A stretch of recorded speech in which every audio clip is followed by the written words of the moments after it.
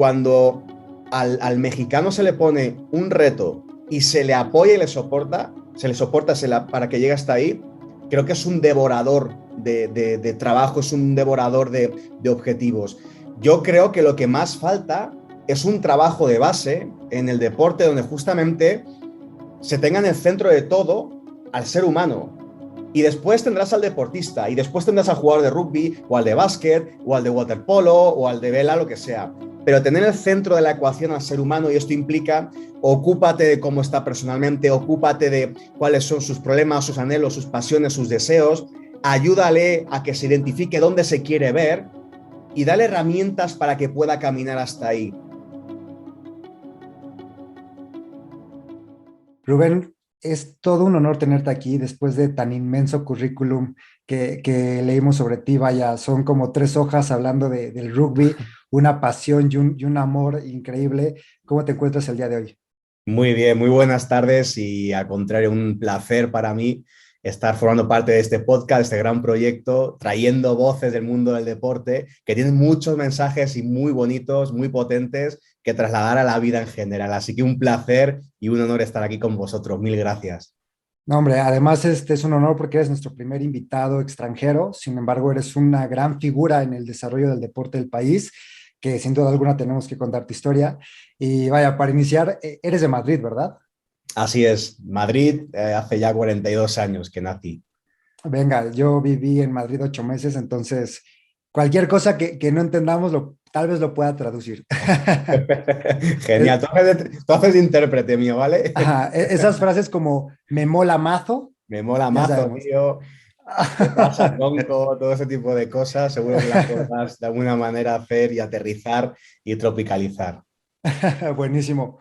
Rubén, pues arranquemos. Tu historia es impresionante, me encanta en algunos otros lugares donde te escuché, pero quiero tocar 2 puntos que a mi parecer resumen lo más esencial de toda esta trayectoria de cómo llegas al rugby, ¿no? Y lo que muestra la pasión que tienes. El primero es eh, esa historia de que ponías en automático a tu juego de rugby en las consolas y tú seleccionabas a los mejores jugadores. Cuéntanos, desde ahí es una gran pasión que vaya, yo jugué mucho tiempo FIFA y nunca pondré en automático el juego.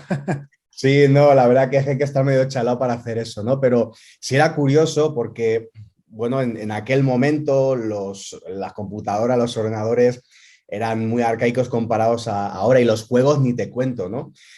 Si bien yo nunca he sido muy aficionado a los videojuegos, nada de esto, como era un enamorado del rugby, soy un enamorado del rugby, pues cayó en mis manos un juego, el único juego que yo creo que había en ese momento, y creo que era 16 colores, ¿sabes? Y era de estos que se vea desde arriba como 4 bolitas y poquito más. Pero yo al final, sí, después de jugar un buen rato, lo que hacía es que ya, no es que me cansara de jugar, pero que a mí me gusta como, yo quiero armar mi selección española, además, no cualquier equipo, que era mi selección española. Y me acuerdo que por aquel momento había un periódico, creo recordar que fue el Marca, que sacó, era el inicio de la temporada, y sacó como una especie de informe de cada uno de los clubes de la Liga Española que iban a empezar ese año. Y ahí aparecía de qué color era la camiseta, los pantalones, aparecía la alineación ideal de cada uno de los equipos. Así que me metí en el juego y te podías construir pues nada, cambiar la camiseta del color. Entonces grabé todos los equipos de la Liga Española, metí uno a uno los nombres que se podían meter de cada uno de los jugadores y a cada uno creo que tenía como 10 o 15 parámetros de fuerza, velocidad, resistencia, calidad de pase, patada, y le fui yo inventándome porque no conocía prácticamente a ningún jugador, pues yo le ponía más o menos cosas, ¿no? Entonces ya que tenía armado todo, yo me sentaba, ¿no? Como si fuera un seleccionador nacional y le ponía a jugar en automático. Entonces ahí iban jugando y tal y cual. Y cuando había algún jugador que hacía bien algo, yo me lo apuntaba en una libreta, ¿sabes? Y ya cuando habían hecho la primera vuelta de toda la temporada, me armé mi selección española, ahí sí que puse los colores de la selección y la armé con los jugadores que yo había identificado como los mejores. Y a ella sí que jugaba yo con la selección española. Y nada, yo me lo pasaba muy bien y tendría, no sé, ¿qué te puedo decir? 12, 13 años haciendo eso y pasando horas y horas viendo cómo jugaban para yo después seleccionar y después jugar yo con España, ¿no? Era como, yo soy muy apasionado de lo que hago y eso pues es un ejemplo, ¿no? De que desde chiquitito estaba obsesionado y creo que para alcanzar grandes cosas en algo tienes que ser un obsesionado. Estoy totalmente convencido que no puede ser de otra manera y desde pequeñito creo que ya pues algo tenemos cada cual en nuestra historia en lo que hemos estado muy metidos, muy enfocados y eso tiene que ver mucho con nuestras pasiones y nuestros talentos, ¿no? Hay quien después lo consigue materializar y convertir en una profesión, afortunadamente, y hay pues quien queda en un hobby y ya está, ¿no? Pero creo que todos tenemos esa pequeña historia de obsesión con algo que nos marca y que nos encanta. Me encanta tu historia y continuando con esto, vaya, esa pasión, tu familia nota, ¿no? Que eres pues un bicho raro, ¿no? De, oye, cuánto amor tiene para el rugby. De ahí pasan varias cosas y llegas a Nueva Zelanda. Tienes un shock de realidad lavando trastes, ¿no? Mm. Porque esa es tu vida. Y de ahí se desencadena llegar a entrenar a uno de los mejores equipos de la historia del rugby, donde los mejores jugadores del mundo, o donde ha sacado el gran porcentaje de los mejores jugadores del mundo, ¿no? Mm. Hablamos de pasión y ahora hablamos de que, vaya, ahí tenías como 26 años, mucha gente luego a esa edad piensa que ya perdió la vida, que falta camino, y ahí tú lo descubres, ¿no? Y creo que es algo muy importante, incluso de toda la mística que tú también comentas de la motivación. ¿Podrías comentarnos un poco más de esta historia? Sí, mira, qué bueno que haces alusión a eso porque yo era una de esas personas que con 26 años me sentía que ya pues mi vida como que no tenía mucho sentido, que si no había conseguido ya algo, no un destino, pero que con 26 años ya piensas que deberías estar encaminado en cierto rumbo y si no lo estás, eres como alguien que no está realmente yendo por el buen camino, que está cometiendo algún fallo, que se siente probablemente perdido. Así me sentía yo. Y con 26 años justamente yo estudiaba mi carrera de economía, yo había comprado el kit completo. En España se llevaba mucho el tema de estudia sí o sí una carrera, después una maestría, aprende no sé cuántos idiomas, tal, o sea, ¿sabes? Es como, y después métete a comprar un piso hasta que te jubiles y cuando te jubiles sé feliz. Era como lo que nos vendían muchas veces a nuestra generación, ¿no? En particular a la mía. Y yo entré a ese tema de estudiar la carrera de economía, no porque me gustara, sino porque tenía algunos tíos míos que eran banqueros, entonces pues, yo creo que mis padres también pensaban que era posiblemente lo que me daría un futuro seguro, como si hubiera algo seguro en el mundo, ¿sabes? En la vida. Así que me metí a estudiar esa carrera y no me gustaba, empecé a dejar de ir a clase para empezar a entrenar a equipos. Mi sueño titánico era ser entrenador profesional de rugby, pero era una utopía en España, la verdad que nadie vivía del rugby. Pero yo empecé a hacer mi propio currículum, empecé a hacer cursos y tal, entonces yo me iba por los colegios mayores, que son residencias de estudiantes, y ahí sé que tenían equipo de rugby, entonces yo iba dando mis currículums y tal, y me empezaron a llamar de un equipo, de mi club del Liceo Francés de Madrid, yo entrenaba, me empezaron a llamar a entrenar a los niños chiquititos, que ahí te daban una remuneración, entonces entre unas cosas y otras, pues yo me creía que era ese entrenador profesional, ¿no? Llegaba a entrenar hasta 9 equipos por temporada. 9 equipos, no sé ni cómo, algunos eran selecciones territoriales de Madrid, con lo cual no eran siempre ni todos los días, pero era una locura, era por la mañana, por la tarde, al mediodía, por la noche. Total, que yo estaba enfermizo con el rugby, mi carrera no me gustaba y ahí sale la necesidad la necesidad no, la verdad que no fue necesidad, fue una llamada de mi hermano que un día me dice, oye Rubén, que te acabo de pagar 2 meses de clases de inglés en Auckland, en Nueva Zelanda, y 2 meses de alojamiento para que te vayas allí y cumplas tu sueño de aprender de los mejores. Y quizás puedas hacer de esto tu profesión. Así que ahorra para un boleto y vete allí. Así que ahí me fui sin saber hablar inglés, sin tener amigos, sin un solo peso en el bolsillo y con la esperanza de aprender, ¿no? Y ahí tuve, como decías, que a los 2 meses ya sí que me quedé sin nada de nada, ni siquiera con la ayuda que me dio mi hermano para las clases de inglés.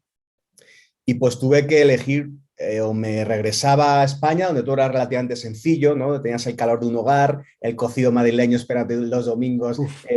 bien rico, hecho por la mamá, o huir hacia adelante y emprender la aventura del vértigo, del riesgo, y decidí por lo segundo. Y sí estaba muy frustrado, trabajaba lavando platos, vasos, suelos, ollas durante 12 horas al día, 5 o 6 días por semana, como ilegal, porque mi visa era de turista, yo no podía ni trabajar ni estudiar. Entonces, pues lo único que encontré fue eso.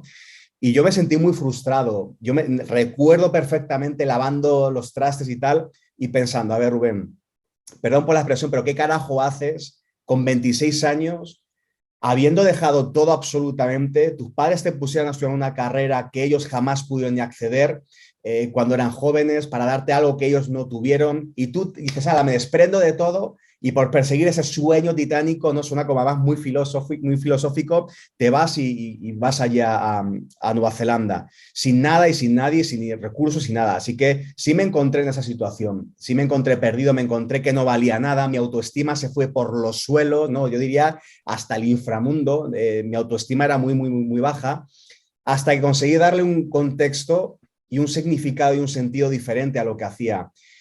Cuando comprendí que cada una de las decenas de miles de platos que lavaba en realidad me acercaban un poquito a ese sueño titánico que yo quería conseguir, empecé a darle sentido a lo que hacía y significado, y mi manera de entender mi trabajo, mi manera de relacionarme con mi entorno laboral cambió radicalmente. O sea, no me empecé a dejar de verme como un frustrado, un tipo que no vale nada, a decir, espérate, Rubén, céntrate, esto no es el fin, esto es un medio, este trabajo es un medio para conseguir algo más grande. ¿Qué debo de aprender de aquí? ¿Qué me tiene que enseñar la vida? ¿Qué me quiere enseñar ese trabajo a mí, de mí, para acceder en el futuro a otros trabajos y haber aprendido algo de este que me está dejando? ¿No? Creo que todos pasamos muchas veces por muchos trabajos y estamos frustrados en muchos, pero no sabemos extraer lo que nos están queriendo enseñar, que son habilidades que después podremos usar mejor en otros trabajos, en otras cosas que hagamos en nuestra vida. De ahí aprendí sobre paciencia, de ahí aprendí sobre el autodiálogo positivo en mí, de ahí aprendí a ver con buenos ojos y a percibir las cosas de otra manera, entendí que nosotros podemos cambiar el enfoque y el significado que le atribuimos a lo que nos sucede, y eso cambió por completo mi enfoque, ¿no? Entonces mi entorno cambió porque yo cambié. Yo muchas veces digo que no cambió la oficina externa, cambió la oficina interna, ¿no? Mi oficina externa, los mismos cacharros, los mismos jabones, las mismas maquinarias eran exactamente igual, cambió lo de dentro. Y a partir de que cambio ese enfoque, cambia mi historia en Oakland. Empiezo a identificar a lo que he venido, me empiezo a buscar la vida, más muy curioso, porque llegué, me acuerdo cuando hice clic y dije, no, Rubén, esto es lo que tienes que hacer. Ese día llegué de lavar los platos, me senté encima de la computadora, empecé a buscar por internet el contacto de la Oakland Rugby Union, el encargado de entrenadores de curso y tal, y le mandé un correo. No me contestó, le volví a mandar otros 7 correos, así reiterados, hasta que tuve respuesta. Y si no me hubiera respondido, te aseguro que todavía estaría hoy mandándole correos hasta que por lo menos me responda, ¿no? Y finalmente me respondió, creo que fue al octavo, y me dijo, ok, vente para acá al Linden Park Stadium, al estadio de Oakland, donde se jugó la final de la Copa del Mundo del 87, la primera Copa del Mundo del rugby, y la Copa del Mundo del 2011. Y ahí me fui, ya emocionado, ¿no? Que me había dado hora para recibirme a mí, tener una junta con él y tal. Yo que casi no hablaba inglés. Me acuerdo ese día en el trabajo, estaba súper nervioso lavando platos. Mi jefe era un enamorado, el dueño del local era un enamorado del rugby, y me dejó me dejó la oportunidad de salir un poco antes para llegar a tiempo a la junta, siempre y cuando no hubiera mucho trabajo ese día. Pues ley de Murphy, hubo trabajo hasta el infinito, ¿no? Entonces, no me dio tiempo a pasar por casa, bañarme y agarrar un autobús e irme al estadio. Entonces salí del trabajo, hecho imagínate 12 horas lavando la cantidad de porquería que se te acumula en el cuerpo. Pues así, tal cual, agarré un taxi que me costó más caro que lo que gané ese día trabajando, lavando platos, y me fui al estadio a tener la junta con él.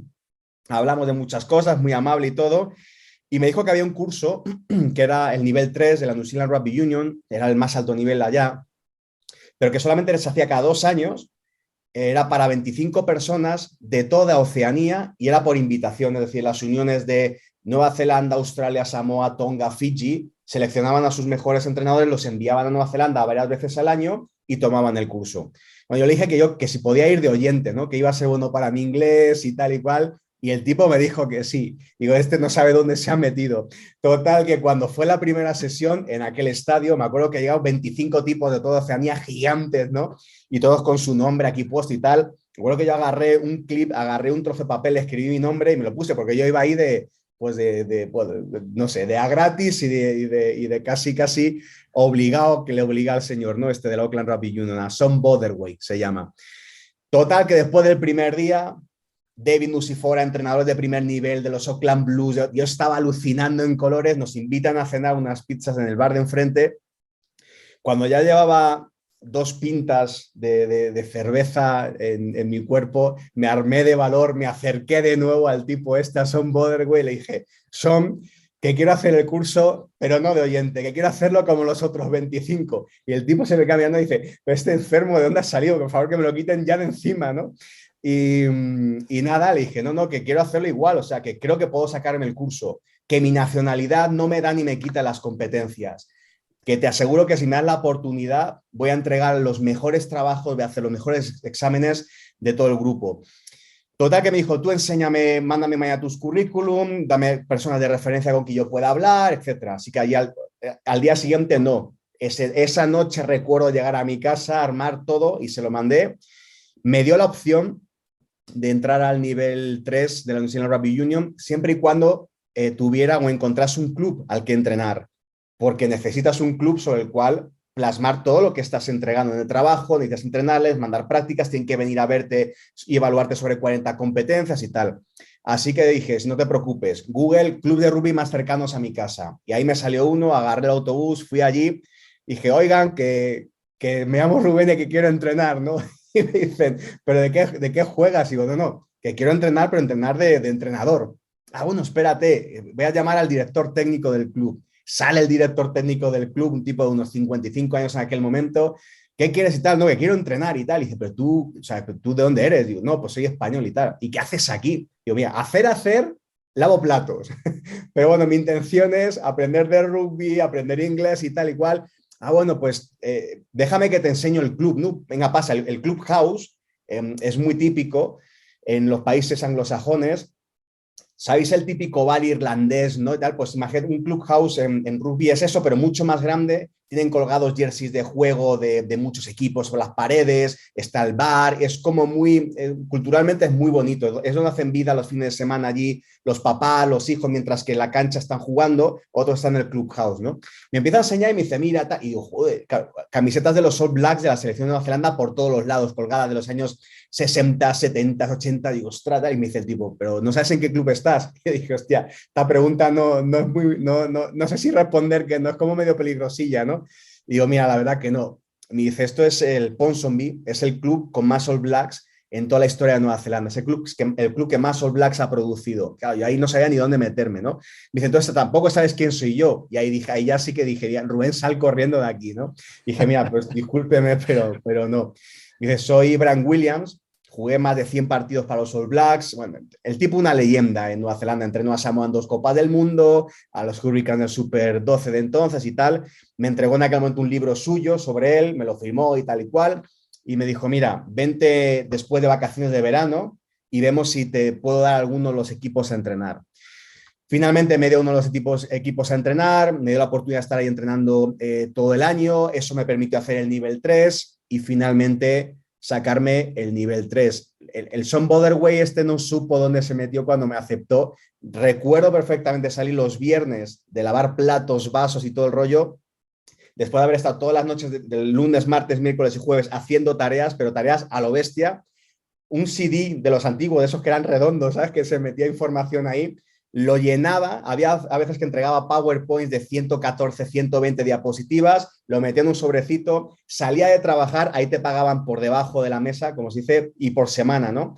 Yo recibía mi dinerito a las 6, 7 de la tarde, de las 5 y media de la mañana trabajando, me iba a pagar mi renta de la casa, me iba a pagar un plus para el celular y tener un poco de dinero, y me iba al Eden Park Stadium a meter en el buzoncito del estadio mi sobre con las tareas cada viernes. O sea, creo que al tipo le debí reventar de información el ordenador, ¿no?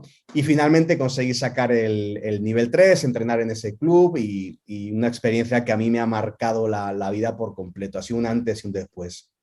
Me encanta esta historia y justo le quería que la contaras porque pues ya el público se estará dando cuenta hacia dónde vamos, ¿no? Y algo que me gusta resaltar mucho de esto es, a veces no sabes por qué estás ahí, pero es el paso, ¿no? Es el camino, pero también, vaya, tu insistencia, tu perseverancia, creo que es algo muy importante de resaltar. Luego la gente piensa que las cosas llegan gratis o golpes de suerte, pero los golpes de suerte se dan cuando uno está buscándolo, ¿no? O sea, no llegan de la nada, o bueno, tal vez sí, pero hay menos probabilidad. Entonces, vaya, desde cómo buscaste, cómo mandaste y todo, de verdad es algo que te quería que tocáramos. Y aquí la primera pregunta filosófica, a ver qué me contestas. Muchos dicen que la diferencia entre la perseverancia y el terco es el resultado, ¿no? El terco estuvo ahí, no logró el objetivo, el perseverante lo alcanzó. ¿Qué piensas de esta expresión? ¿O, o para ti cuál sería la diferencia entre en qué momento ya dices, estás siendo terco y en qué momento todavía eres perseverante? Mira, yo creo que el perseverante perseverante y terco para mí como que son muy parecidos, solo que el perseverante para mí hace algo con muchísima insistencia, pero que para mí lo hace con un porqué y con un para qué. ¿Sabes? Como a mí, al menos como yo lo percibo y como yo concibo la palabra de ser terco, es como alguien que va, pam, pam, pam, pero que a veces no hace falta ni que siguiera yendo, ¿sabes? Porque a lo mejor no tiene sentido hacia dónde está caminando. Creo que ser perseverante es, tengo claro a dónde voy, tengo más claro aún, y atención, más claro que a dónde voy, es por qué y para qué voy ahí. ¿No? Y cuando tengo claro el por qué y el para qué, voy, insisto, insisto, y va a haber muchos problemas, y claro que sí, y de hecho, yo lo llamo muros por el camino, ¿no? Y los muros existen por una razón. El muro existe para enseñarte cuánto realmente deseas aquello que está detrás de ellos. Para eso existen los muros. Cuando tú te chocas contra un muro y te das media vuelta rápidamente por este problema que hay en el medio, es porque lo que está detrás realmente no te apasiona hacerlo, no lo anhelas realmente desde tu corazón, ¿no? Cuando llegas aquí, te chocas y dices, no, no, espérate, y vuelves a chocar. Y después a lo mejor trepas o escapas un agujero o volteas el muro. Los muros existen por esa razón, para enseñarnos cuánto realmente deseamos aquello que está detrás de ellos. Pero es que no vamos a saber cuánto realmente lo deseamos si no entendemos por qué y para qué hacemos lo que hacemos. Y para mí la diferencia, tal y como yo lo concibo entre un perseverante y un terco, es que el perseverante es como un terco, pero con inteligencia. ¿Sabes? Es, voy para allá e insisto, e insisto, e insisto, e insisto, porque sé para qué y por qué estoy haciendo lo que estoy haciendo. Y porque tengo confianza en mí y creo en mí. Un terco para mí es como alguien insistente, ¿sabes? Pero como con unas vendas en los ojos y en las cabezas. Estoy ahí, estoy ahí, estoy ahí, estoy ahí, pero ¿por qué y para qué? ¿No? Yo muchas veces digo, y esto es cuando doy conferencias sobre temas de liderazgo, es un tema que toco, que es que en la posición de liderazgo, cualquier persona, porque creo que todo el mundo nos debemos al derecho y a la oportunidad de liderar, es que debemos de liderar y dirigir. Liderar es hablarle a la cabeza, perdón, dirigir es hablar a la cabeza, pero liderar es hablar al corazón. Y las dos cosas son necesarias. Debemos hablar a la cabeza de la gente o a nuestra cabeza, pero también al corazón. Pero claro, ¿qué pasa cuando, y las dos son necesarias porque una sin la otra no tiene sentido? Es, ostras, hay que hablar al corazón y el corazón tiene que ver con tus anhelos, tus emociones, tus pasiones. Está genial. Pero ¿qué pasa cuando no tienes esa dirección de saber por qué y para qué vas a dónde vas, ¿no? Que a veces pues, terminas haciendo como un pollo sin cabeza. Vas con mucha energía, pero sin ninguna dirección.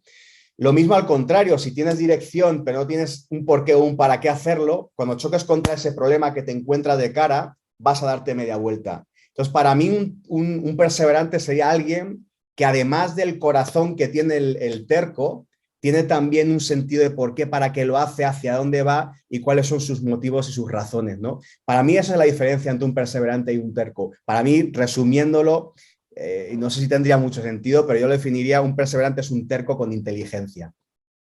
Me gusta mucho esta metáfora del muro, Rubén, y creo que también ejemplifica perfecto pues situaciones que se nos presentan al día en el mundo deportivo, ¿no? Obviamente todas estas metáforas se asemejan a la vida, ¿no? Porque no solo en el deporte, no solo en el campo, sino se asemejan a la vida. Y me gusta esto porque creo que también es tema de visión, ¿no? Algo que hemos tocado mucho aquí en el tema en el podcast, perdón, es que pues a veces las personas se cierran mucho una visión, ¿no? Yo quiero ser un jugador profesional de rugby en México, pero no tengo esto, ¿no? O me regreso a tu ejemplo, ¿no? Probablemente un niño en España, como tú decía, yo quiero ser entrenador de rugby, pero ¿cómo? ¿No? Si no hay tanta esta cultura como lo puede haber en un país como Nueva Zelanda, ¿no? Y creo que precisamente eso es algo muy importante, no solo en el deporte, sino en la vida, que tenemos que seguir ejemplificando.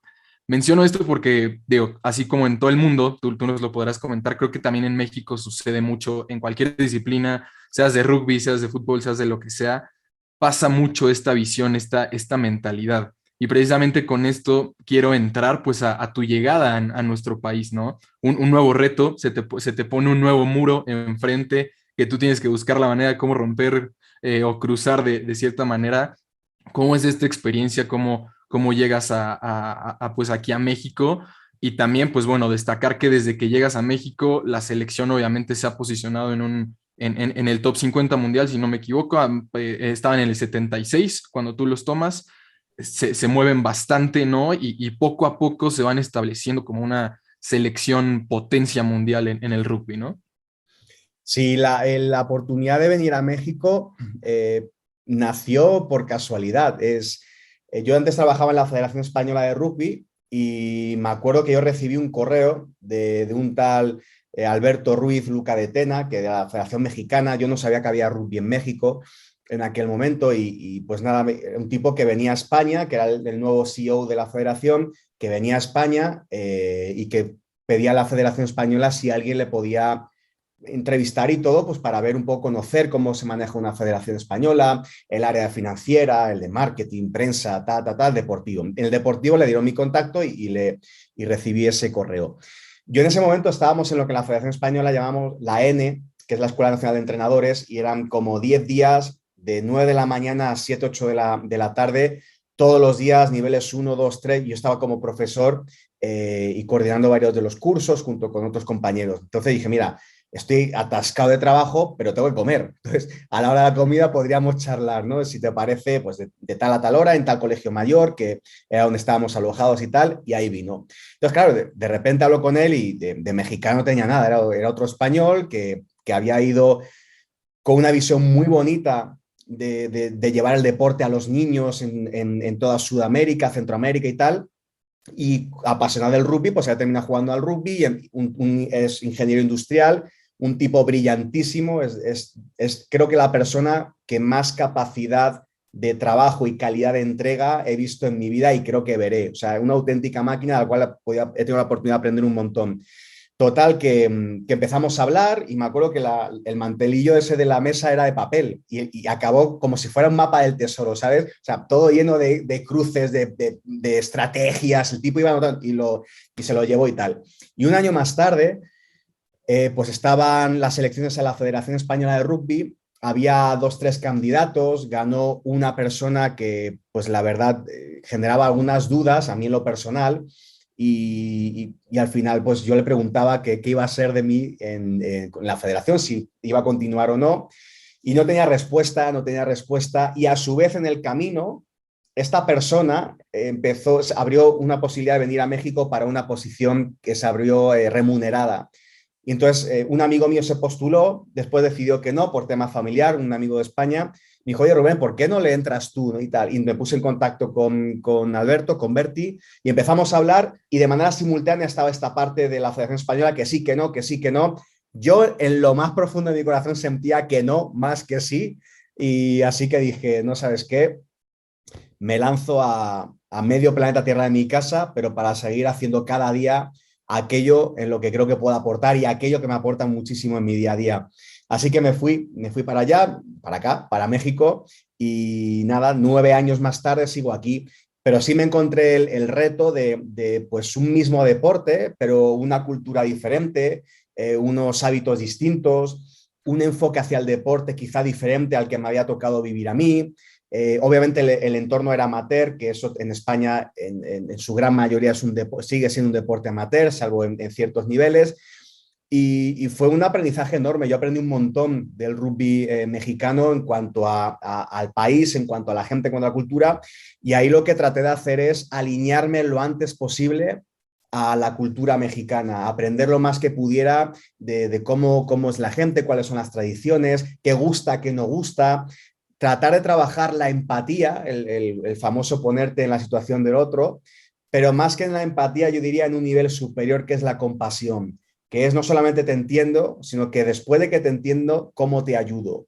Para mí esa es la gran diferencia entre empatía y compasión. La empatía es pues yo te entiendo, ¿no? Y me pongo en tus zapatos, pero la compasión es, te entiendo y dime cómo te ayudo. Entonces, a partir de ahí trabajamos mucho, traté de involucrar muchas herramientas de coaching, no de coaching en América se entiende como entrenador.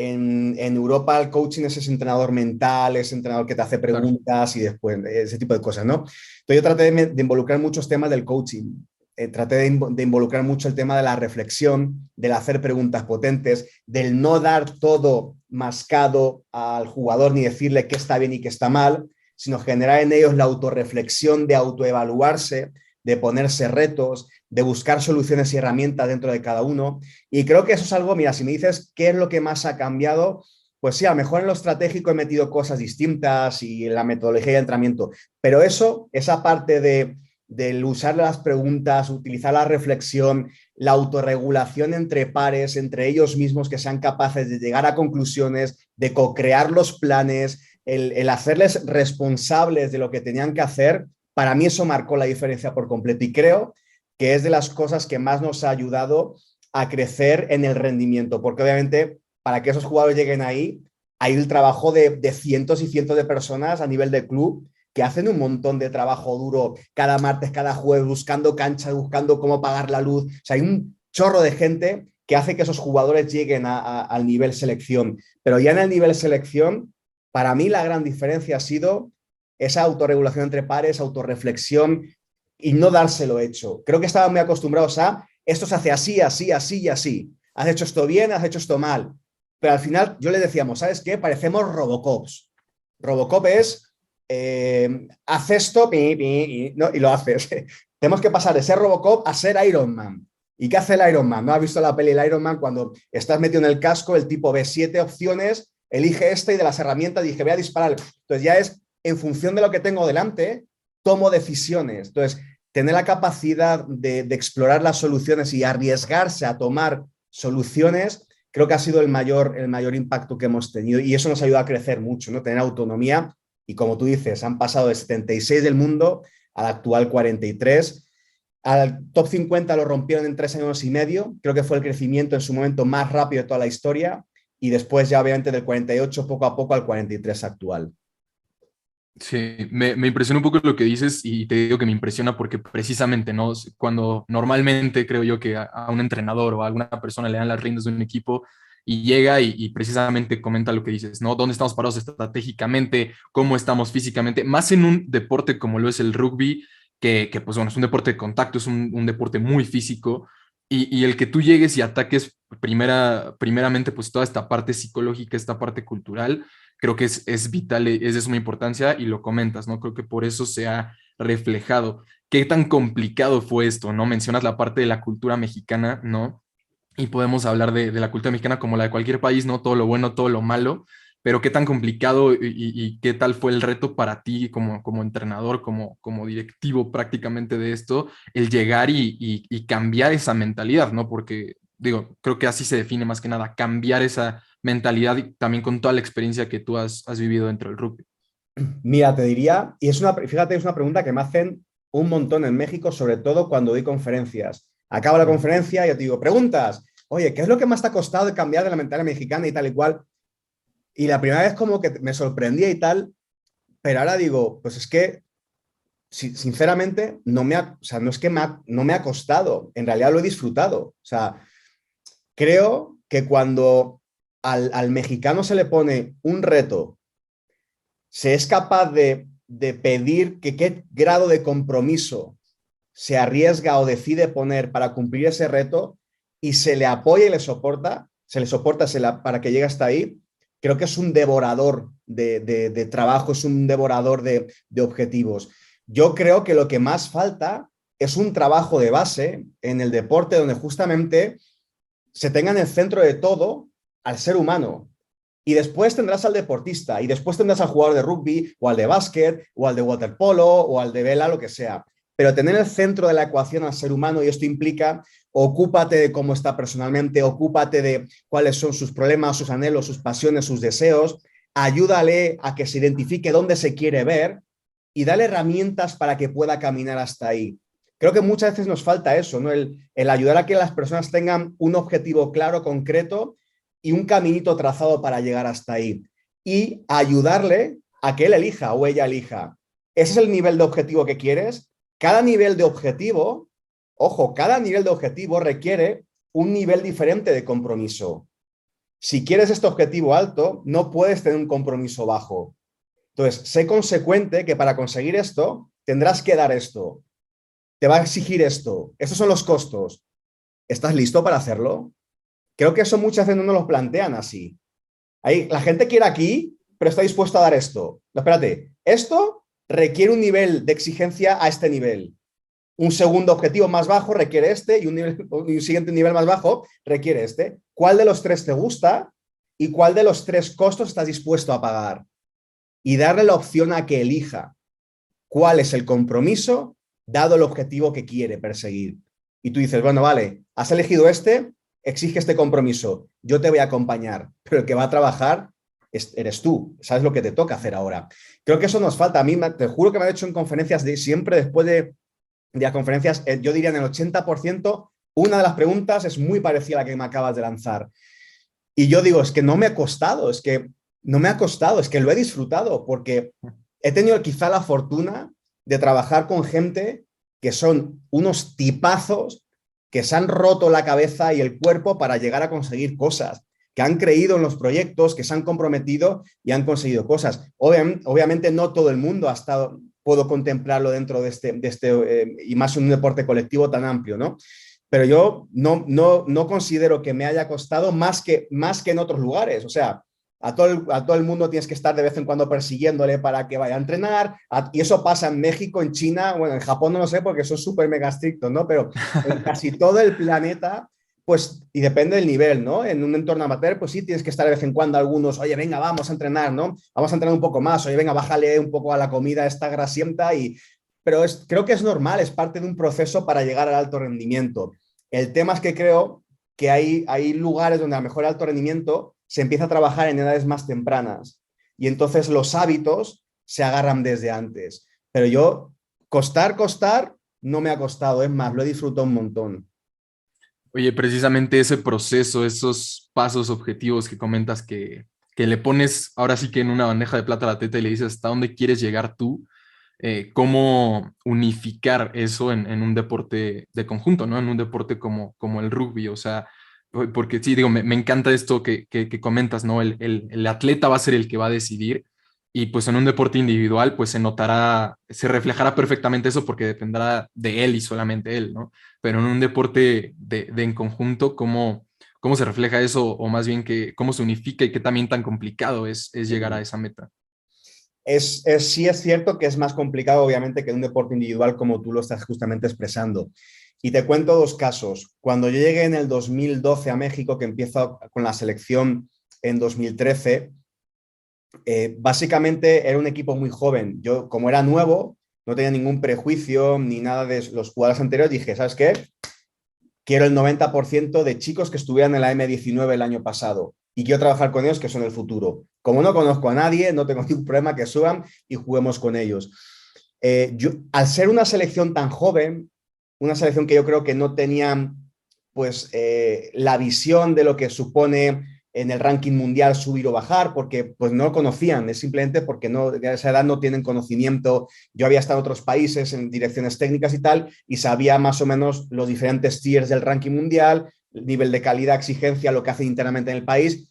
Ellos no sabían. Entonces ahí fui yo que les dije, la primera sesión les junté en el Comité Olímpico, no fuimos a la cancha, lo primero, les juntamos en la sala, les puse proyectado el K2, la montaña que dicen los expertos que es la más difícil de subir del planeta Tierra, y le dije, muchachos, nuestro objetivo es subir nuestro K2. Y allá arriba planteé una bandera, y esa bandera significaba romper la barrera del top 50 del mundo en menos de 4 años. Éramos 76, ¿no? Después sí, ya cuando les hablé al corazón primero que nada, ya nos fuimos a la cancha y les hablé a la cabeza, dándoles guía, proceso, método.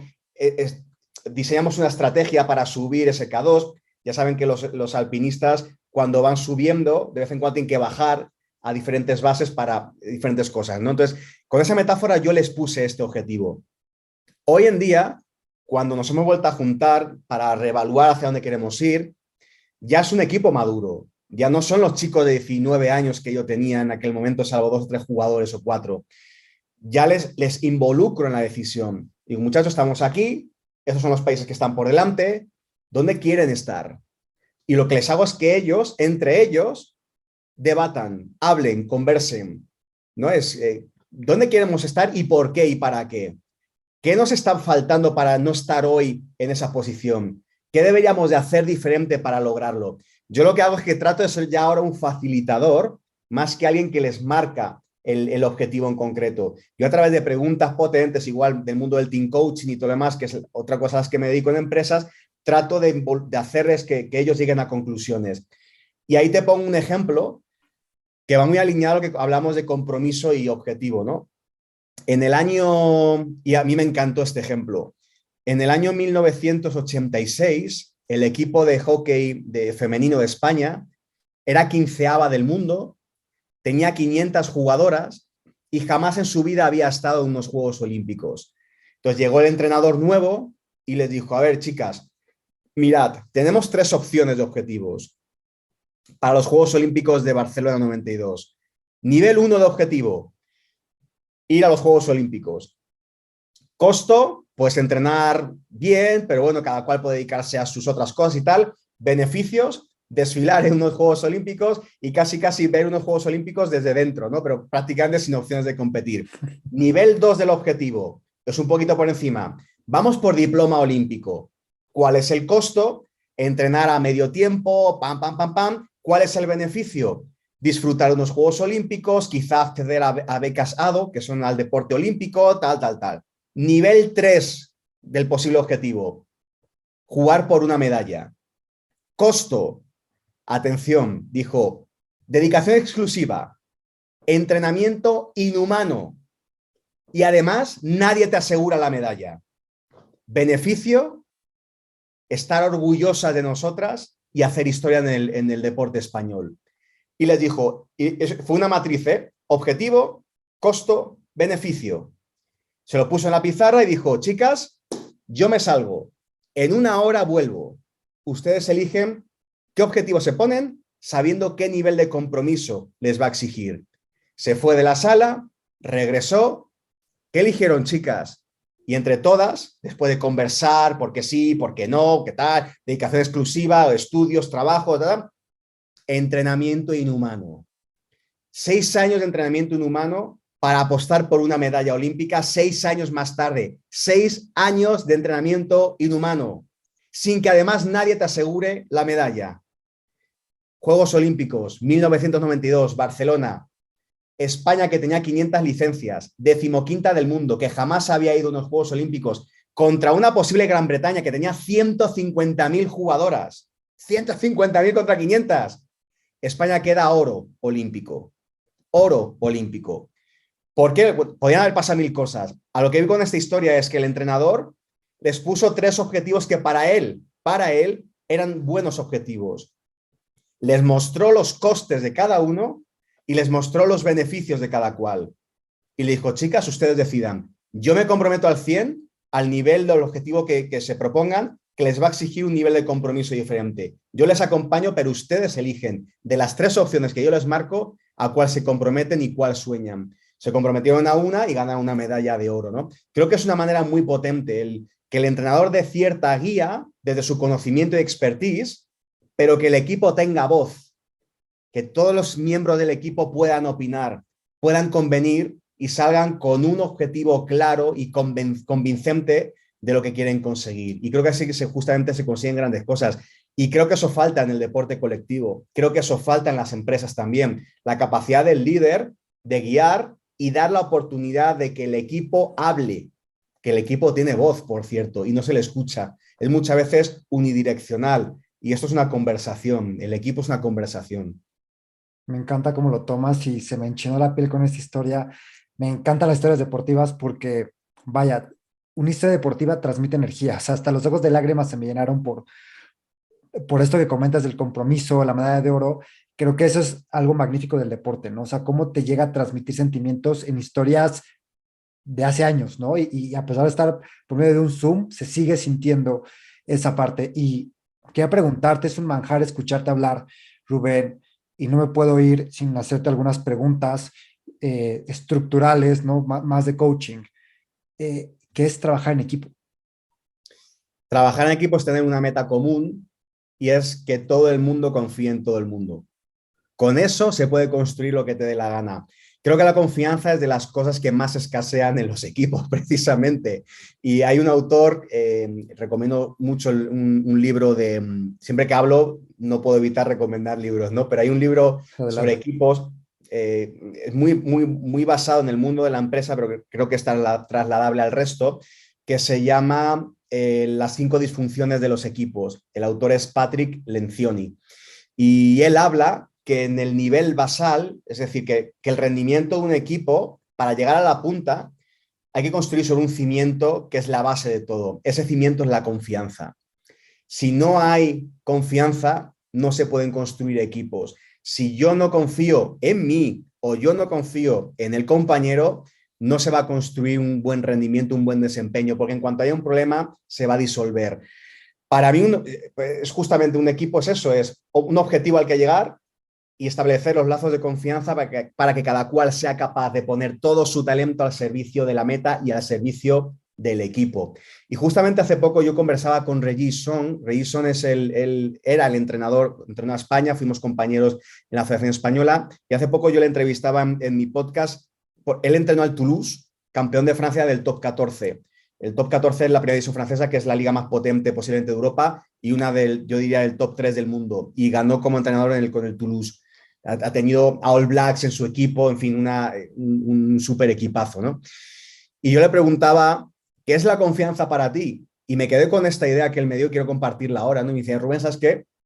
La confianza no se construye cuando las cosas van bien, cuando ganas, cuando todo está genial, ¿no? Y en rugby hay una cosa muy bonita que es el tercer tiempo, que es después de los 2 primeros en la cancha, te tomas unas buenas cervezas con el contrario, con los árbitros, con los entrenadores, para celebrar que hubo un partido de rugby. ¿No? Qué cosa más bonita en un entorno profesional donde hay deportes que casi se comen al árbitro de vez en cuando, ¿no? Pues aquí se celebran todos, árbitros, entrenadores, jugadores, y festejan, y eso pasa desde niños de 5 años, que yo entreno a niños de 5 años, donde las mamás hacen el hot dog, el perrito caliente y los jugos y tal y cual, y lo comparten y van ahí de la manita los niños con los contrarios a darles de comer. Hasta el alto rendimiento, me ha tocado estar en terceros tiempos de, no sé, partidos como Irlanda contra Gales, en 6 naciones, etcétera, invitado ahí y ver cómo los entrenadores, yo poder hablar con los entrenadores que son Dios y tal, es un entorno maravilloso. La confianza no se construye brindando con una cerveza bien fresquita. La confianza se construye cuando las cosas te van horriblemente mal y el compañero te tiende la mano para levantarte, te da una palmadita en la espalda, te apoya y te alienta para que te vuelvas a levantar y vuelvas a insistir una y otra vez, una y otra vez.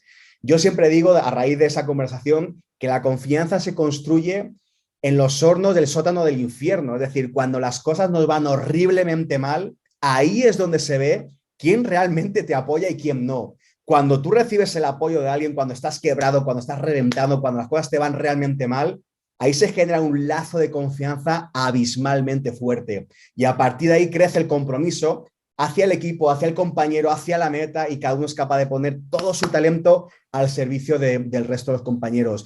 Objetivo, para mí, tener el objetivo ese claramente identificado, compartido y que todos sueñen con llegar ahí, y la confianza construida cuando las cosas van mal. De hecho, hay una frase que me encanta que dice que el compromiso nace cuando la diversión se acaba. ¿No? Cuando las cosas van bien, no hay compromiso, realmente hay diversión. Cuando vamos ganando 4-0, hay más diversión que compromiso. Cuando la pareja te va de lujo al inicio, que todos son florecitas y tal, sí hay compromiso, pero sobre todo hay diversión. Cuando te empieza a ir mal en la pareja, cuando vas tú perdiendo 4-0, ahí nace el compromiso, ahí se ve quién realmente está comprometido y quién no. Para mí un equipo es una mezcla de esas dos. Después hay muchas más cosas, pero yo te diría que la raíz, objetivo común compartido y deseado, y confianza entre los miembros del equipo. Con esto podrás ir a donde quieras. Rubén, ¿un equipo exitoso se construye por tener estrellas o realmente puedes construir un equipo exitoso sin tener, vaya, valga la redundancia, estrellas del deporte? Mira, para mí habría que, tu pregunta, yo la diseccionaría en 2 niveles de pregunta, ¿no? Una es, ¿qué es para mí un equipo exitoso, ¿no? O ¿qué es para ti un equipo exitoso? Entendido como aquel que gana la primera división o aquel que gana la Copa Europa o la Copa América, eso puede ser exitoso. No lo sé. Para mí un equipo exitoso es aquel que es capaz de optimizar los recursos que tiene y llevarlos y elevarlos a su máxima expresión. Gracias a la confianza que hay por dentro, al flow que se genera en el día a día, etc. Para mí, eso es un equipo exitoso. Y quizás no gane, pero quizás sí es de alto rendimiento. Hay equipos que están repletos de talento y no alcanzan su máximo rendimiento. Y hay equipos que no están repletos de alto rendimiento, de grandes talentos, pero sí consiguen llegar a su máximo rendimiento. Ahora, yendo yo creo que a la pregunta que tú ibas de fondo, que va mucho relacionado como equipo exitoso con aquel que consigue grandes logros deportivos, etcétera. Creo que los equipos que consiguen ganar necesitas tener talento. O sea, para mí la realidad es que a la larga, en el largo plazo, si tu equipo no tiene talento, es muy difícil en una competición dura, en una competición fuerte, sin talentos es muy difícil ganar, ¿no? Ganar una competición. Podrás alcanzar, no sé, se me ocurre, ¿no? Yo he visto a equipos de la segunda o tercera división española ganar al Real Madrid. Bueno, ¿por qué? ¿No? Con sus estrellas. ¿Por qué? Bueno, pues porque ese equipo tenía más hambre que el Real Madrid y utiliza todo el talento de cada uno de los miembros. Y aquí para mí está la gran diferencia. Mira, para ganar en el largo plazo una liga, creo que sí necesitas de talentos. Pero no el hecho de tener talentos va a hacer que ganes la liga. ¿Y a qué voy con esto? Y ahí está el truco para mí de los entrenadores y los equipos técnicos para optimizar, ¿no? Yo siempre pongo un ejemplo, Leo Messi. Leo Messi podrá ser, soy un ignorante del fútbol por completo, ¿vale? Pero imagínate que en el FIFA, tú que eres muy de FIFA, de esto cuando seleccionas a los jugadores, ¿no? Te sale con tropecientos millones de estrellitas en el, ¿no? De potencia y tal igual. Sí, sí. En su conjunto podríamos decir que Messi podría ser un 9/10. Es un depredador del área. Yo no sé cómo lo hace, pero es que ni en el FIFA los jugadores juegan tan bien como el Messi en la realidad, ¿no? Y, ostras, es un 9/10. Claro, ese es su talento. ¿Ese talento es necesario para ganar? Sin duda alguna. Ahora, ¿usa siempre todo el talento Messi?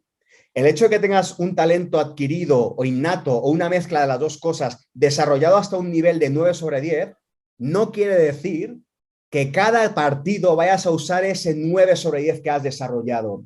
El hecho de tener un talento acumulado no quiere decir que cada día lo vayas a usar. El éxito depende de cuántas veces eres capaz de usar el máximo talento que tú has entrenado. Me imagino, no lo sé, imagino que en la cabeza de Messi habrá veces que sale por el túnel de vestuario ahí al Nou Camp en su momento, ahora por ahí en París y tal, y el tipo esté en un 4/9 de su rendimiento, porque su cabeza no está bien, porque le ha pasado un problema, porque no está motivado, porque yo qué sé, ¿no? Mil cosas. Entonces la pregunta es, ¿el talento es necesario para ganar? Sin duda alguna. Pero no el hecho de tener talento va a hacer que ganes. El chiste es cuántas veces eres capaz de usar la mayor parte de tu talento durante toda una temporada. Y eso requiere mucha constancia y disciplina. Y para mí eso es muy complicado. Es complicado nutrirte de talento cada día hasta llegar a ese 9/10. Pero ahí no acaba. El hecho de tener todo ese talento desarrollado no quiere decir que siempre o cada día del partido lo vayas a usar. ¿Cuánto de ese talento usas cada día de tu vida? Y esto es aplicable para todo, ¿eh? No, es que yo soy muy buen orador, yo soy muy buen, yo que sé, nutriólogo, yo soy muy buen químico. Me parece fenomenal. ¿Cuánto de ese talento usas cada día? ¿Y de qué depende eso? De tu motivación, de la pasión que le pongas, de cómo estás emocionalmente, de qué tantos problemas o no problemas tienes en tu vida, sentimental, emocional, de familia, económico y todo. Ese es el gran problema. Y para mí ahí es donde tiene una cabida súper importante la psicología deportiva. Porque la psicología deportiva ayuda a que esos talentos desarrollados se usen casi en su totalidad o en su totalidad la mayor cantidad de veces durante todo el año. Sé que me he extendido un poquito en la pregunta, pero para mí, primero es ¿qué es un equipo exitoso? Eso para empezar. Y segundo, en términos de resultado, creo que sin talento ganar en el largo plazo es complejo. Sí puedes ganar una vez al Real Madrid siendo de tercera división, se puede. Pero hacer eso de manera reiterada una temporada, creo que sin talento no se puede. Pero el chiste para mí es cuánto del talento individual de cada uno de los miembros de tu equipo eres capaz de ayudar a que se optimicen y lo usen cada día cuando tienen que competir. En el momento clave, en el momento pico de rendimiento que tienen que hacerlo, durante toda una temporada. Eso es complejo, ¿eh? Eso es difícil, difícil, muy difícil. Estamos trabajando con seres humanos que cada cual tenemos nuestras historias, nuestros problemas. En diferentes momentos de la temporada te encuentras picos y valles de diferentes jugadores que no tienen nada que ver. Hay quien está por las nubes y ese mismo día otra estrella está tumbado, ¿no? Arruinado. Y ostras, ¿cómo gestionas todo? Para mí esa es la magia de un staff técnico, ¿no? De cómo es capaz de optimizar, de ayudar al jugador a que libere todo ese potencial y se exprese haciendo eso que ama. Completamente. Rubén, ¿en qué momento tienes que tomar esa confianza de decir, sí, soy grande y tengo el talento, ¿no? Como tú en Australia y Nueva Zelanda, decir, sí, voy a llegar a ser entrenador profesional, y en qué momento también tienes que reconocer que a lo mejor no tienes esas habilidades. Y ya con este contexto te replanteo la pregunta. ¿Cómo no caer en el síndrome del impostor, ¿no? O sea, sí creerte en el momento correcto los logros que tienes, pero también no hacerte ilusiones de más y centrarte y decir, a ver, no sé, ya llegué a México al 43, pero ojo, no significa que soy un entrenador de élite aún, ¿no? O sea, aún hay mucho que hacer, aún hay mucho que trabajar. ¿Por qué te lo pregunto? Porque creo que hay mucha gente que, ha hecho grandes cosas y no se las cree, pero por el otro hay gente que ha hecho muy poco y siente que ya está volando, ¿no? ¿Cómo nivelas esta parte? Es muy buena pregunta. Mira, yo creo que es difícil a veces, a todos nos pasa el síndrome del impostor, o sea, yo te digo que a mí me pasa, me ha pasado y me seguirá pasando seguramente. Creo que eso tiene que ver mucho con introspección, ¿no? Con un poquito hacerte preguntas a ti mismo, saber ubicarte dónde estás en cada momento y creo que hay que ser en cierto modo realista, pero cuando nos proyectamos a futuro, creo que hay que realmente soñar. De hecho, igual táchame de soñador, ¿no? Pero creo que pocas cosas se pueden lograr si no le apuntas bien arriba. Muy poquitas, muy poquitas. Mira, a mí me viene a la cabeza un autor que se llama Mihaly Csikszentmihalyi, me imagino que lo habéis escuchado, el famoso autor del Flow, en un libro que se llama Flow, que después es fluir en el deporte, fluir en la empresa, etc. Y él habla de dos ejes, ¿no? El famoso eje de abscisas y de ordenadas, creo que eran así las matemáticas, ¿no? Bueno, pues, y él relaciona el nivel de complejidad de la tarea con tu nivel de competencias, ¿no? En una está el nivel de la complejidad de la tarea que vas a realizar y en otro tu nivel de competencia para realizar esa tarea. Y saca como una línea oblicua, una franja oblicua, que dice que cuando nuestras competencias, nivel de competencia está alineado al nivel de complejidad de la tarea, cuando somos capaces de hacer algo, estamos en esa franja del flow, fluimos, nos perdemos la noción del tiempo, porque somos capaces de hacerlo. Cuando el nivel de complejidad de la tarea es más alto que nuestras competencias, estamos por encima de ese flow, estamos estresados. Pero cuando estamos por debajo, estamos aburridos. ¿Por qué? Porque nuestro nivel de competencia es mucho más alto que el nivel de complejidad de la tarea. Es decir, si yo soy capaz de hacer un pase de 10 metros, ¿por qué me pones a hacer un pase de 2? No me aburro. Pero no me pidas hacer un pase de 15 porque me voy a estresar. Entonces, creo que hay que hacernos esa conciencia de ser realista en cuanto a cuál es el nivel de complejidad de la tarea que requiere lo que quiero conseguir con respecto a dónde estoy ahora, ¿no? Porque eso te invita a qué aprendizajes todavía no he hecho para llegar a donde quiero llegar, ¿no? Y el estar abierto a aprender es vital. Mucha gente se cierra al aprendizaje y creo que cuando uno cree que lo sabe todo es cuando deja de saberlo, es cuando no sabe nada. Entonces, creo que la línea es muy finita, pero insisto en que creo que hay que soñar más en grande para conseguir cosas en grande. O sea, creo que cuando empezamos a quedarnos un poquito mejor no, algo muy sencillito para poder lograrlo, creo que no sacamos todo nuestro potencial. ¿Cómo llegar a ello? Mira, un ejercicio que, por ejemplo, he hecho mucho con atletas, en este caso con una atleta olímpica, con Patricia García, que fui su coach durante un tiempo. Ella soñaba con ser atleta olímpica en el año 2010 y esto era 2016. El ejercicio que la propuse fue después de una conversación de coaching, la regalé un cuaderno con rotuladores y todo, le dije que pusiera todo lo que deseaba conseguir en 2016. en plano emocional, físico, laboral, de valores, deportivo y todo. Y que cuando lo hubiera descrito, que se imaginara allí consiguiéndolo, utilizando la herramienta de BAC, ¿no? Visual, auditivo y kinestésico, ¿no? Para poder darle la mayor emoción posible. Y se imaginó allí, vio a su mamá en la grada, cómo olía el pasto cuando salta a la cancha, ¿no? Recién cortado, mojado y tal, a unos Juegos Olímpicos en Río de Janeiro y tal. Entonces, que pusiera todo eso y cuando lo hubiera sentido realmente, que lo dibujase, ¿no? De tal manera que tienes descrito, trabajas un poquito más la parte izquierda del cerebro y después lo tienes como dibujado, ¿no? Estimula la parte creativa. Cuando juntas razón y con emoción es mucho más potente. Ahora, soñar estar en los Juegos Olímpicos era arriesgado para esta jugadora. Pues tú imagínate, 6 años vista, donde España no era para nada potencia mundial y donde además era un deporte de conjunto, o sea, no depende solamente de una persona, ¿no? Pero esta persona deseaba conseguir eso, creía que estaba dentro de sus posibilidades, sí, pero la pregunta era, ¿qué aprendizajes debo de hacer para convertirme en esa persona merecedora de llegar a lograrlo? Y aquí está para mí la respuesta a tu pregunta que me estabas haciendo hace un momento, que es, no todo depende de ti, no todo lo puedes controlar, pero ¿qué de lo que está en tu mano puedes entrenarte, puedes desarrollar, puedes aprender para ser merecedora o merecedor de estar en unos Juegos Olímpicos? Después la competencia te dirá que sí, te dirá que no, te lesionarás, habrá alguien que es mejor que tú, vale, pero llega a prepararte de tal manera que dado el momento, tú cumplas con la parte que de ti dependía. Es, ¿la apuesta a ser olímpico? Vale, me voy a proyectar 6 años más para allá. ¿Qué hace un atleta olímpico? ¿Cómo entrena? ¿Cómo come? ¿Cómo se prepara mentalmente?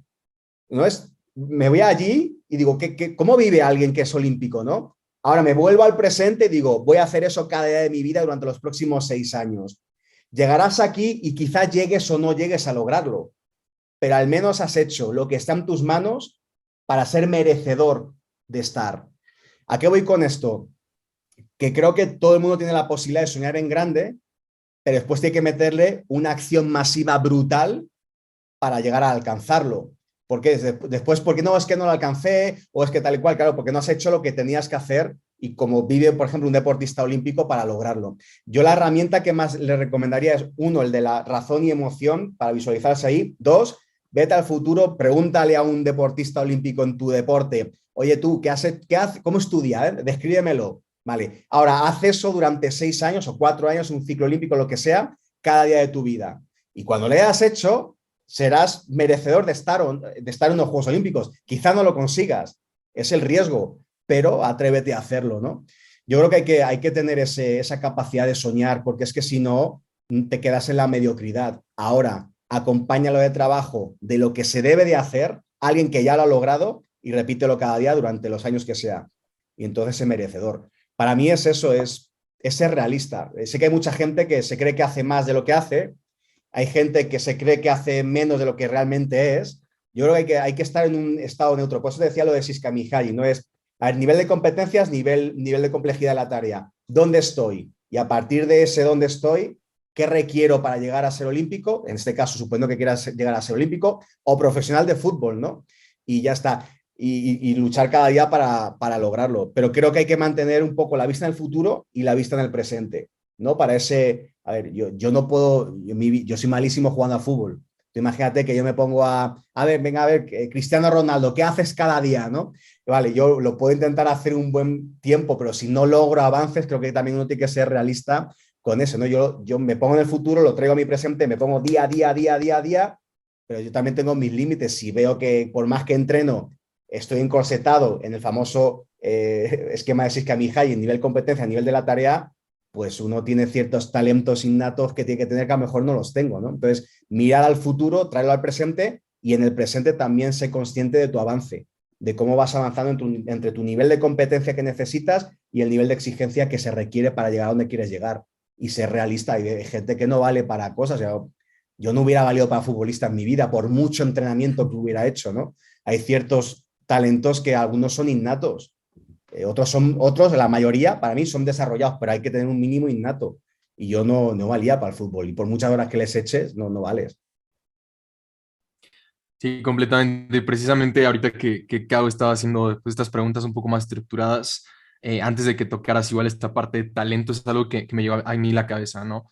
Tanto que comenta a veces la gente es que si no tienes ese talento, pues bueno, puedes perseguirlo, pero lo que comentas, ¿no? Tienes que llegar a un punto en el que sea realista y creo que también ese es un proceso que no es nada fácil, ¿no? El afrontar eso, asimilar pues bueno, todo tiene su límite, bueno o malo, pues es complicado, ¿no?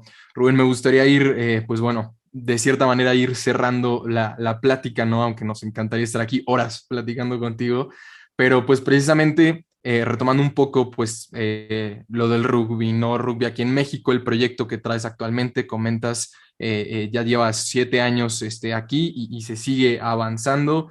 Actualmente, pues, ¿en qué estás trabajando? ¿Qué tiene en mente, qué tienes en mente tú y la selección de rugby, pues, para seguir subiendo en ese ranking mundial y seguir posicionando a México como un gran país en el deporte?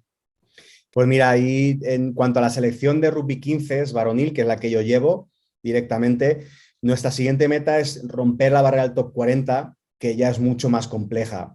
Cuando estás 76 del mundo, escalar 2, 3, 4, 5 posiciones es mucho más fácil que cuando ya estás 43 del mundo, ¿no? Cada posición te cuesta mucho más porque cuesta mucho más ganar puntos, porque tus rivales ya son mucho más difíciles y demás.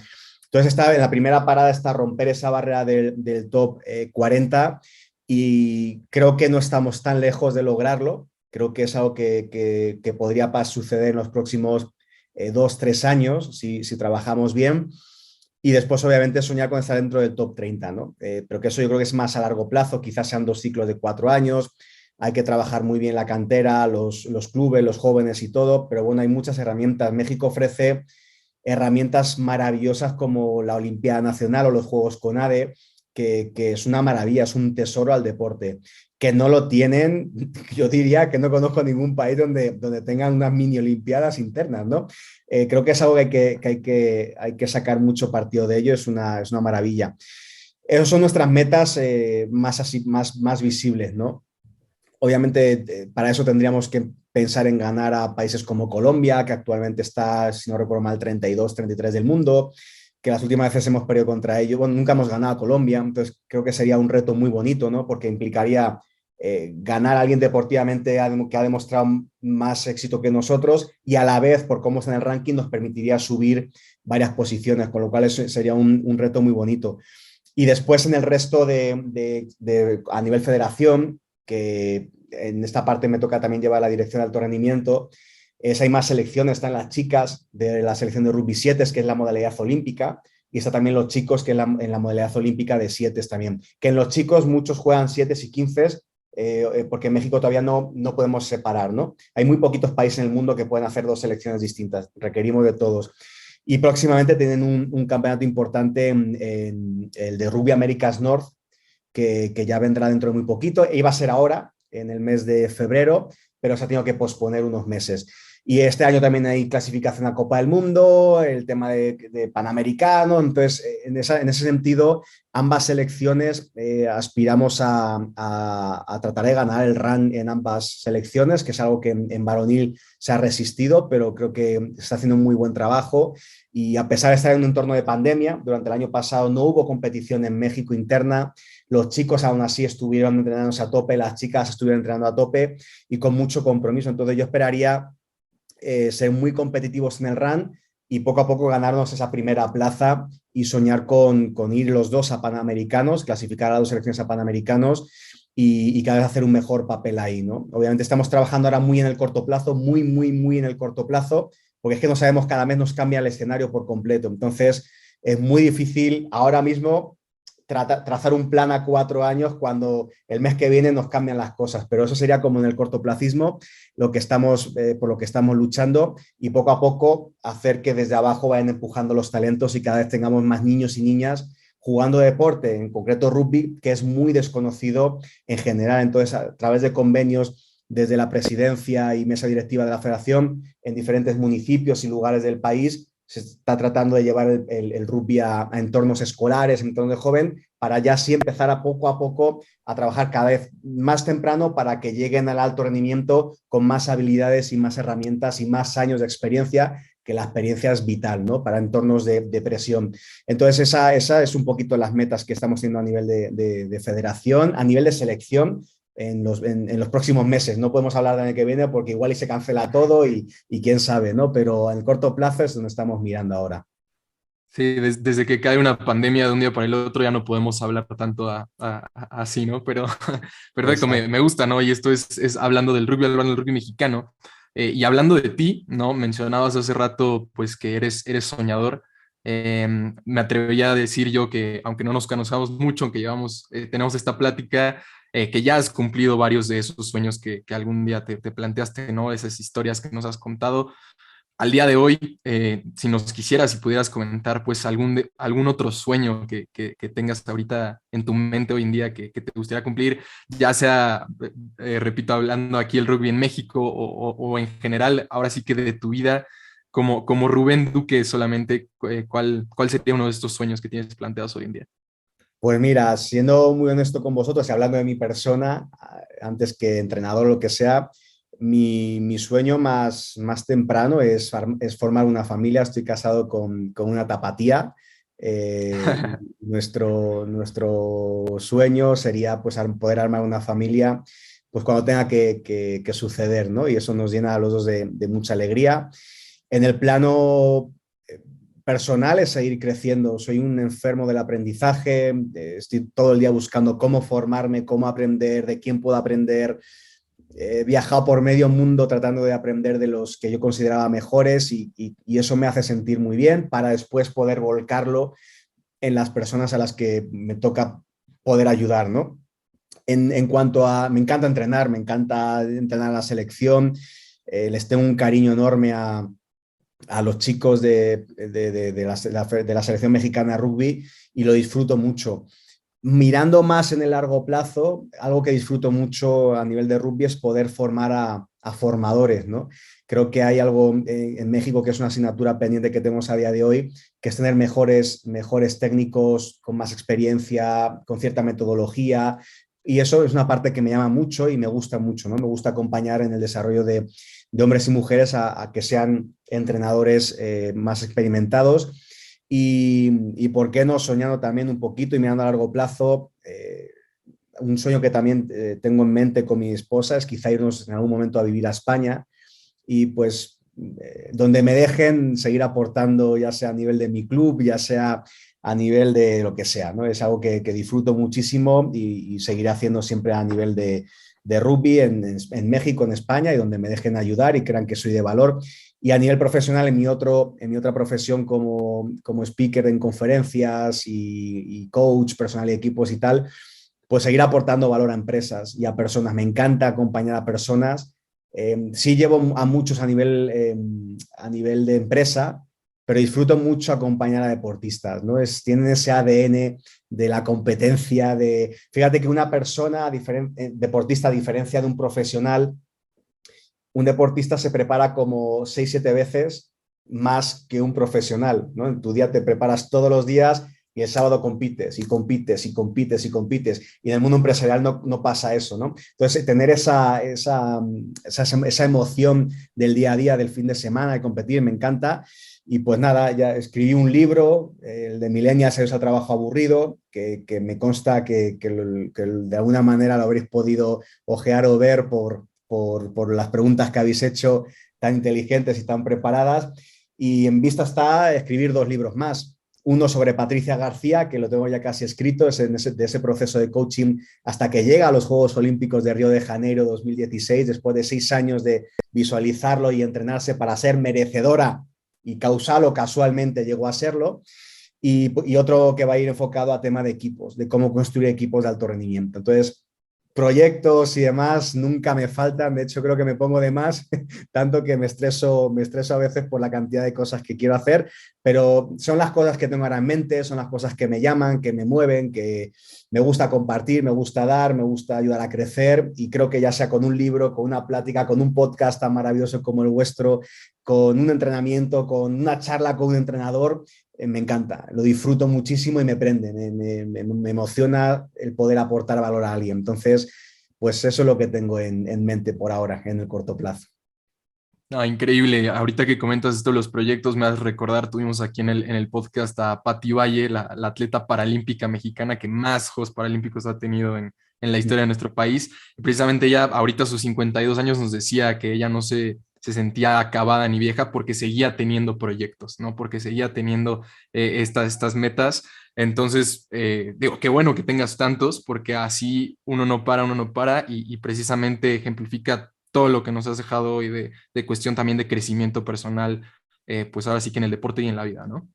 Mira, me apasiona lo que dices porque creo profundamente que una persona con proyectos es una persona feliz. No conozco una persona con proyectos que sea infeliz. Podrás tener momentos de tristeza y días tristes y chungos y amargados, está bien, pero en general, una persona con proyectos es una persona feliz. Sin embargo, una persona sin proyectos seguramente sea una persona apagada, una persona que rinde por debajo de lo que podría ofrecer al mundo y ofrecerse a sí mismo o a sí misma. Entonces, la palabra proyecto, que creo que has sabido sintetizar muy bien, para mí es el alma del día a día. Y cuantos más proyectos tengamos, y trabajemos en ello, creo que más momentos de felicidad y más sensación de felicidad vamos a poder provocar en nuestro día a día. 100% de acuerdo, 100% de acuerdo, Rubén. Y pues bueno, antes de darte las gracias, de irnos despidiendo de estos últimos mensajes, no podemos irnos sin la pregunta del programa, como así lo denominamos aquí en Sembrando Campeones, el famoso fun fact, ¿no? Es un dato curioso que nosotros pues le hacemos a los deportistas porque, bueno, tú que conoces a tantos, me imagino que has de escuchar tantas historias o tantos datos curiosos, tantas historias graciosas. Y pues bueno, ahora que estamos en esta nueva parte del podcast de platicar con gente como tú, con especialistas, con toda esta parte también del deporte, pues dijimos, ¿por qué no también incluirla? Entonces, pues quisiera preguntarte, Rubén, ¿cuál es ese fun fact que nos puedas compartir o alguna historia graciosa que me imagino que pues tienes miles? Ahora sí que para, como siempre les digo, despedirnos de este episodio felices, sonriendo y con una buena anécdota. Pues mira, tiene que ser a nivel personal o a nivel deportivo, o puede ser libre. Como gustes, como gustes. Ahora sí que si quieres que sea algo como comentas personal de tu vida o algo referente al deporte, está abierta la pregunta. Me vienen dos a la cabeza, una personal y una deportiva.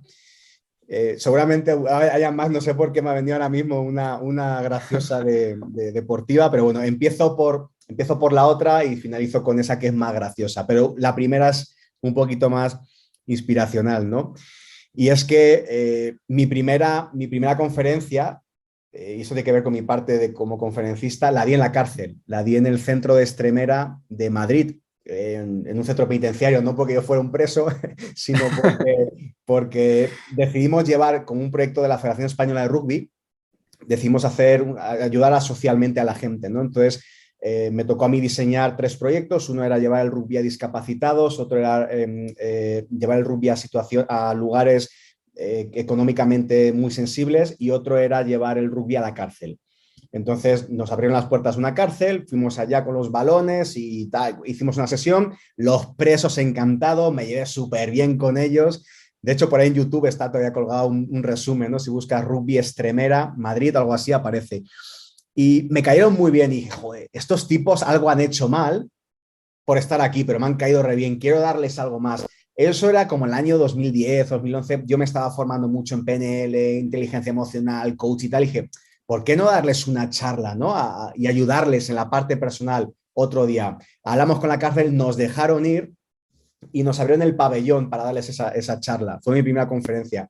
Claro, el pabellón estaba lleno, pero repleto de hombres y mujeres, de presos y presas, y diciendo, ostras, qué interés ha despertado esto, ¿no? Después me enteré que era el único momento en el que les dejaban estar juntos a hombres y mujeres, entonces por eso se atascó de gente en el público, ¿no? Y yo les valía madre, lo que querían era estar juntos entre ellos y hablar entre ellos. Entonces, bueno, di la conferencia, fue una conferencia larga, con algunas herramientas de desarrollo personal, y cuando salí del auditorio, vino una presa y me dijo, oiga, señor Rubén y tal, muchas gracias por la conferencia, porque mire tal, y me enseña su muñeca y todavía tenía fresca una cicatriz, se había tratado de quitar la vida hacía poquito, y dice, me ha inspirado a imaginar mi vida fuera de estas 4 paredes, me ha inspirado a querer tener una vida más allá de lo que vivo en mi día a día. Y claro, yo cuando recibí esto, para mí fue uno de los mayores regalos emocionales que he podido tener, ¿no? El que una persona sin recurso, sin esperanza, habiendo querido quitarse la vida, te regale esa introspección suya de deseo de querer vivir, dije, no sé, a esto me quiero dedicar también, ¿sabes? Y a partir de ahí, después ya desarrollé mi carrera profesional como speaker y todo el rollo y hoy lo hago con mucha frecuencia en empresas, pero me motivó el saber que nuestra voz a veces no tenemos idea del impacto que puede tener en la gente, pero ni idea. O sea, yo me podía haber ido de ahí sin esa persona haberse acercado y yo no saber que le he podido cambiar la vida, el curso de su vida a una persona por simplemente una conversación de 2 horas con ideas, con herramientas y tal. Y dije, no, me quiero dedicar a ello. Entonces ahí se junta un poco mis dos pasiones, ¿no? El rugby por un lado y el poder ayudar a la gente a través de la palabra, ¿no? A través de las conferencias. Entonces, una anécdota que hoy, claro, doy conferencias en BBVA, en Google, en Microsoft, pero cuando digo mi primera conferencia fue en la cárcel, ¿no? Creo que es un dato así como curiosillo de conocer. Y el segundo, que es un poquito más gracioso, me viene ahora a la cabeza, ¿no? Creo que jugamos con el Liceo Francés, con mi club de toda la vida en el sur de España. Si no recuerdo mal, no sé si fue contra el Puerto de Santa María o contra Universitario de Sevilla, un equipo del sur de España, de Andalucía. Habíamos jugado ese partido, habíamos ganado y tal. Y en el rugby está el tercer tiempo, ya lo hemos dicho antes, que es la celebración, ¿no? Entonces nos llevan al tercer tiempo, muy divertido y tal. Y cuando nos íbamos a regresar en tren, hacíamos una parada en Málaga y de Málaga a Madrid. Bueno, pues los jugadores decidieron pues nada, comprar unas botellas y tal y seguir el tercer tiempo dentro del tren, no dentro del AVE, que es el tren de alta velocidad en España, ¿no? Y pues nada, hicimos ese tercer tiempo en nuestro vagón, gente que estaba en nuestro vagón obviamente decidió retirarse de ese vagón e irse a cualquier otro lugar, nos apoderamos de ese vagón.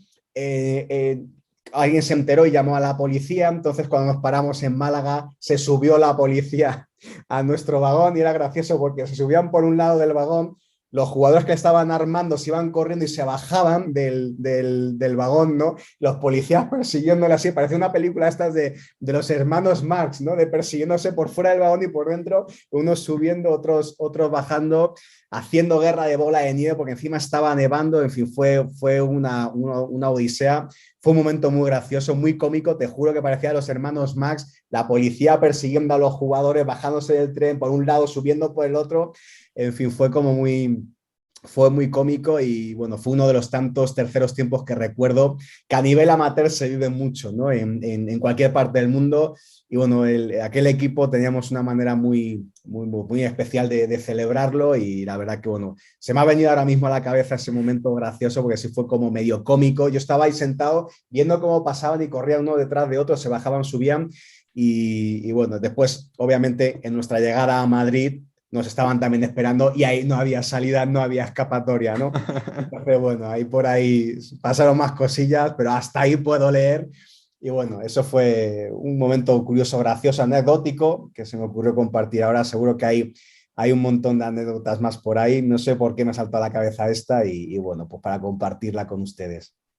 Esas son las buenas y precisamente no sabes la cantidad de veces que nos han dicho, pues tengo muchas, pero ahorita me llegó esta a la cabeza y pues bueno, también esa parte genuina nos fascina.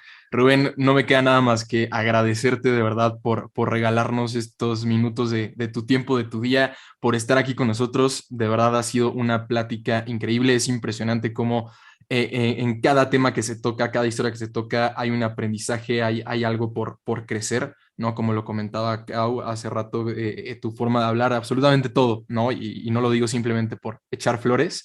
Entonces, de verdad, muchas gracias. Gracias por estar aquí con nosotros. De verdad, lo apreciamos muchísimo. Al contrario, un placer enorme a vosotros dos por este espacio que me habéis dado para poder conversar, para poder compartir y sobre todo agradeceros el tremendo trabajo que estáis haciendo con Sembrando Campeones. Es maravilloso, la verdad que es combustible para mucha gente. Invito a toda la gente que pueda que escuche las experiencias de vida.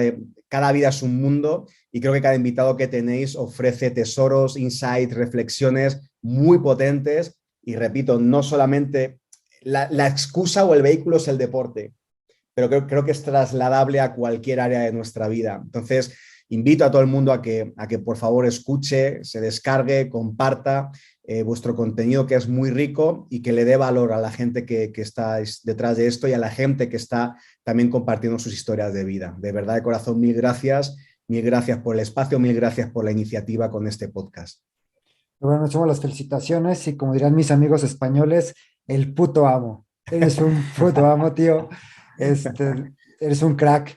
Y pues nada, ¿dónde te puede encontrar la gente? Si quiere saber más de ti, tienes una TED Talk, está tu podcast también, échanos tus redes sociales. Sí, redes sociales, pues mi nombre en Instagram es Rubén Duque, todo seguido, _ go for it. Rubén Duque, _ go for it. En Instagram suelo estar bastante activo. En Facebook es Rubén Duque, _ go for it. LinkedIn Rubén Duque, mi página web www.rubenduque.com. Y básicamente eso, mi TikTok, como dices, si buscas en YouTube TikTok Rubén Duque, por ahí seguro que les aparece, y también un libro que escribí que se llama Millennials, adiós al trabajo aburrido, que por cierto lo tengo aquí, que ayer lo usé para una conferencia, y aquí cuento justamente muchas de las cosas que hemos platicado el día de hoy con un poquito más detalle, y recuerdo al hablar de esto el felicitaros no solamente por todo esto que mencioné antes, sino por el trabajo de investigación que hay detrás del podcast, porque me habéis sorprendido con muchas preguntas que o te metes a investigar o no sabes de dónde vienen, ¿no? Y yo, que también tengo otro podcast, que por cierto se llama Equipos Invencibles, por ahí también le pueden echar un oído, que habla justamente de cómo construir equipos de alto rendimiento, con reflexiones mías o invitados también. Sé lo que cuesta armar una entrevista, y se agradece muchísimo cuando tienes a dos personas que se ve que le han echado horas y tiempo para hacer que la entrevista sea del mayor valor posible. Así que, bueno, quería aprovechar esto que se me ocurrió varias veces durante íbamos hablando, y digo, ¿cómo saben esto otro, no? Entonces, mil gracias, que sé el valor y el tiempo que hay detrás para justamente aportar el mayor valor posible a toda la gente que os escucha. Así que mil gracias, y pues por ahí ya compartir las redes, Instagram, Facebook, el TikTok, mi página web, el libro, el podcast Equipos Invencibles. En todos estos lugares podremos estar en contacto y seguir aportándonos, que la vida trata de eso, de dar.